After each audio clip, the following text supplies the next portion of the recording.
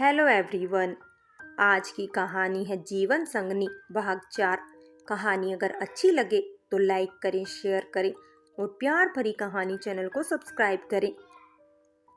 समय आने पर आरती और पूजा को मंडप में बुलाया गया। पूजा आगे आगे चल रही थी और आरती पीछे पीछे। 2 मंडप सजाए गए थे। पूजा तो बड़े आराम से मंडप में प्रवेश कर गई, पर जब आरती अपने मंडप में प्रवेश करने ही वाली थी कि उसका पैर फिसला और वो गिरते गिरते बची, क्योंकि भावना ने उसे संभाल लिया। आरती के मंडप की अग्नि पूजा के मंडप की अग्नि के मुकाबले ज्यादा तेज लग रही थी, पर सबके लिए कोई बड़ी बात नहीं थी। मंडप की अग्नि मंत्रों उच्चारण से पूरा माहौल पवित्र हुआ था। पंडित जी की आहुतियां अभिनव और आरती के प्रेम कथा को धीरे धीरे आत्माओं के बंधन में जोड़ रही थी। पिताजी और माताजी ने अपनी बेटियों का कन्यादान किया। फेरों की रस्म, मंगलसूत्र और सिंदूर इस विवाह के प्रतीक बन गए। पूजा और अभिजीत ने पहले पंडित जी और फिर बड़ों का आशीर्वाद लिया। इधर अभिनव और आरती जैसे ही पंडित जी का आशीर्वाद लेके उठे, वैसे ही अचानक पता नहीं कैसे पर उनके गठबंधन की डोर में हवन की अग्नि से आग लग गई। आमतौर पर ऐसी आग हाथ की 2-3 थपकियों से ही बुझ जाती है, पर ये आग तो बुझने की जगह और भड़क रही थी। देखते ही देखते आग आरती के लहंगे को छूने लगी। अभिनव ने तो झट से अपने कंधे का गठबंधन वाला कपड़ा उतार फेंका। इधर आरती के लहंगे पर लोग पानी की बौछार कर रहे थे, पर आग रुकने का नाम नहीं ले रही थी। झटपट आनन फानन में आरती कमरे की ओर लपकी और शावर चला के कपड़े उतारे। तब भी उसके पैर और हाथ की उंगलियां जलने से ना बच पाई। भावना अपनी बहन की मदद करने की कोशिश में लगी हुई थी। अभिनव के वहां होने से काफी मदद मिल गई। फिर भी बिना देर किए आरती को हॉस्पिटल ले जाया गया। वहां भावना, सिंगला जी और आरती की सासू माँ साथ गए। घर पर मेहमान भी थे। जितने मुंह उतनी बातें, हर व्यक्ति कह रहा था। मनमोहन जी ने भी इस मामले को संभालने में कोई कसर नहीं छोड़ी। कोई मेहमान बिना खाए ना चला जाए, इस बात का पूरा ख्याल रखा गया। वहीं पूजा के चेहरे पर जरा भी सिकन नहीं दिख रहा था, पर दिखावा तो करना ही था। अपनी माँ को संभालने में लगी रही। अभिजीत अपने पिताजी का हाथ बटा रहा था। अभिनव वहां अपने स्किन स्पेशलिस्ट दोस्त के साथ आरती के हाल पर विचार कर रहा था। मरहम पट्टी हो चुकी थी, पर आरती का चल फिर पाना आसान नहीं था, इसलिए वहीं हफ्ते भर रहना था। सब चिंता में पड़ गए थे। घर पर तो मनमोहन जी ने लगभग सभी बातों को संभाल लिया था।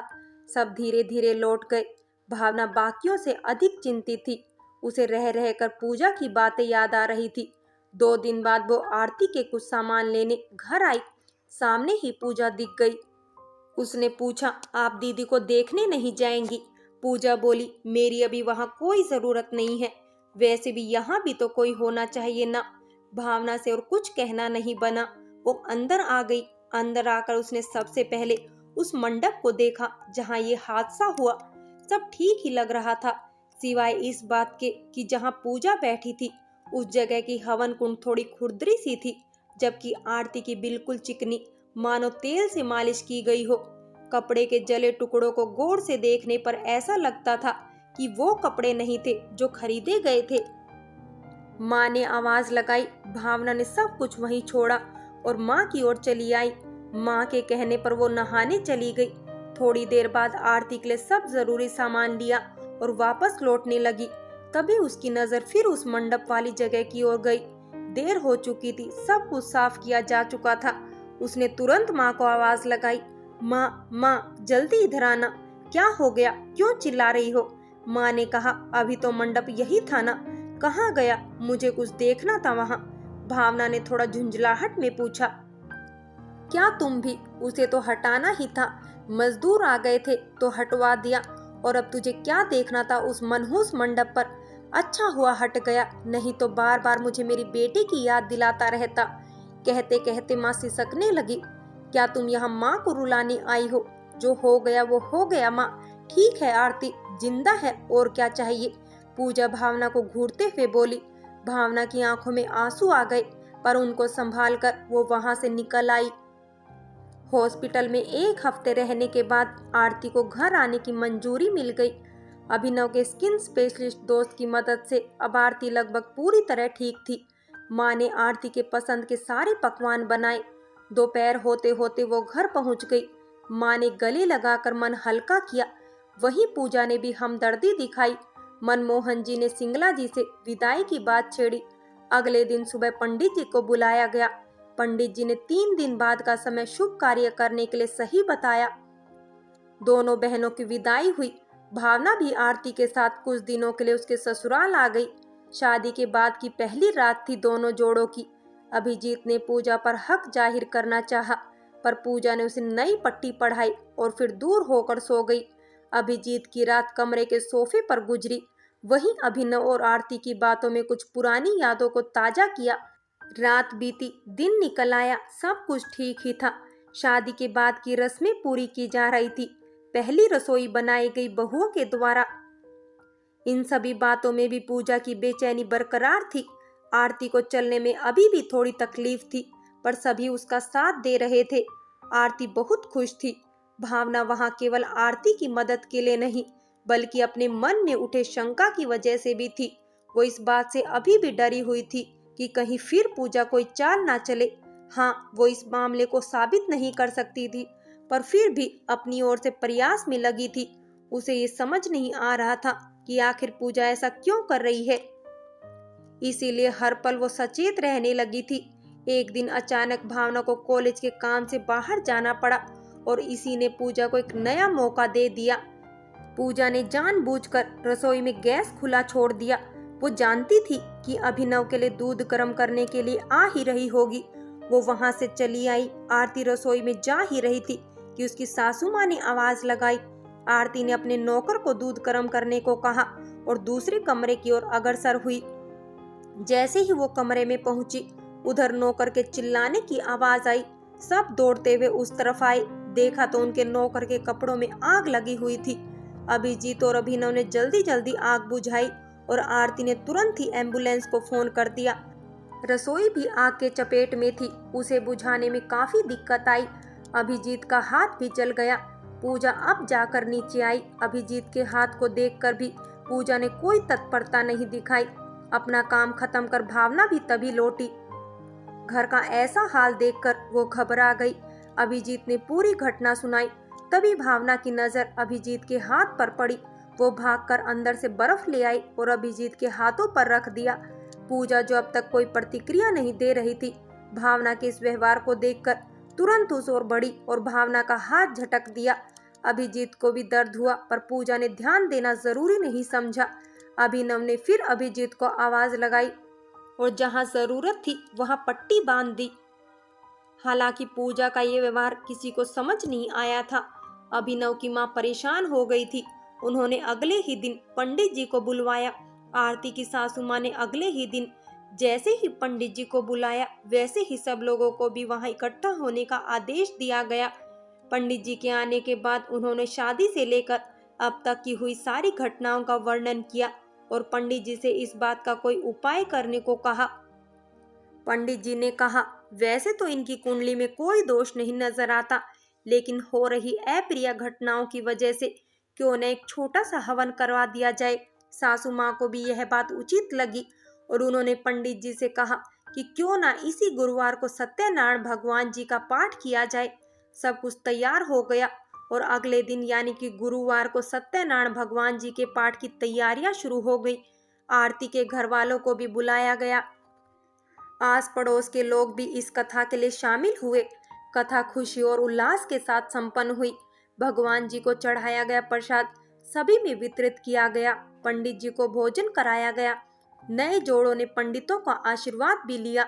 लोगों के दिल की तसल्ली के लिए वैसे तो यह हवन या यूं कहे छोटी सी कथा संपन्न हो गई थी, पर किसी और के मन में बसे अग्नि की ज्वाला को शांत होने में अभी भी वक्त था। वक्त कैसे बदलता है और कब बदल जाता है, इस बात का अनुमान लगाना भी मुश्किल हो जाता है। अपनी ही बहन से ईर्ष्या करते हुए पूजा अपने पति के साथ रिश्तों को निभाने में असक्षम हो रही थी, जिसका असर उसके रिश्तों में आए दिन देखने को मिलता रहता था। शादी को भी लगभग 3-4 महीने ही हुए थे और दोनों के बीच में तू तू मैं जैसी बहसों का सुनना घर वालों को दिक्कत दे रहा था। पूजा आए दिन आरती को तकलीफ पहुंचाने की कोशिश करती रहती, किंतु सफल नहीं हो पाती थी। अपने पति से उसका कोई लगाव नहीं था।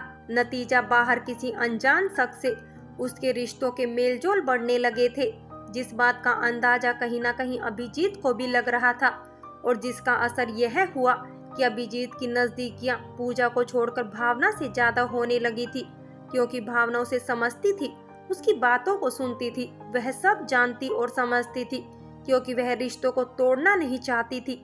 कई दिन तक ऐसा ही चलता रहा। कोई भी अभिजीत के रिश्ते के बीच में बोल नहीं पाता था।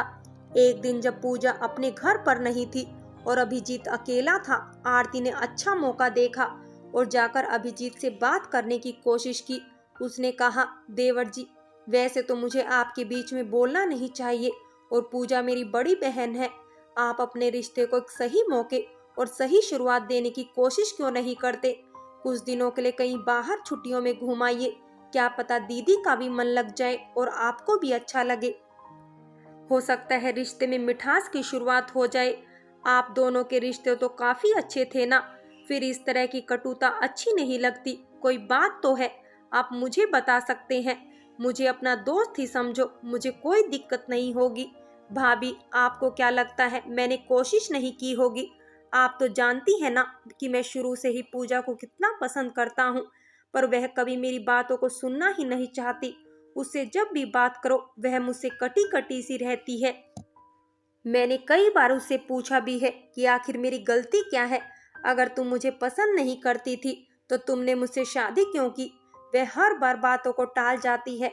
आपको याद होगा, कल परसों मैं अपने ऑफिस के टूर के बारे में बात कर रहा था। मैंने पूजा से कहा कि क्यों ना हम बाहर चले, कहीं घूम आए। उसने कहा उसे बाहर जाना है, पर अपने किसी प्रोग्राम के लिए। वह मेरे साथ कहीं भी जाना नहीं चाहती। भाभी, वैसे तो आपसे ये कहना नहीं चाहिए, पर मुझे ऐसा लगता है कि शायद उसका बाहर कहीं कोई है। मैं बता नहीं सकता कि सच है या नहीं, पर शायद ऐसा है, अभिजीत ने भरी आवाज में कहा। अभिजीत की बात ने आरती को कहीं ना कहीं दुखी जरूर किया था। ऐसा लगा था कि शायद वो अभिजीत को समझा सकेगी, उनके रिश्ते को बचा सकेगी, पर अभिजीत के इन बातों ने उसकी उम्मीद को तोड़ने के लिए एक वजह दे दी थी।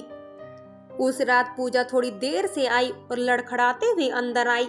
आरती भी एक ऑपरेशन के लिए हॉस्पिटल में रुकी थी, तो उसके साथ ही वह भी अंदर आई। उसने पूजा को लड़खड़ाते हुए देखा तो सहसा पूछ पड़ी, दीदी आप लड़खड़ा क्यों रही हैं?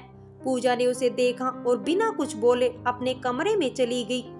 फ्रेंड्स, बाकी की कहानी अगले भाग में देखें और अगर कहानी अच्छी लगी हो तो लाइक करें, शेयर करें और प्यार भरी कहानी चैनल को सब्सक्राइब करें।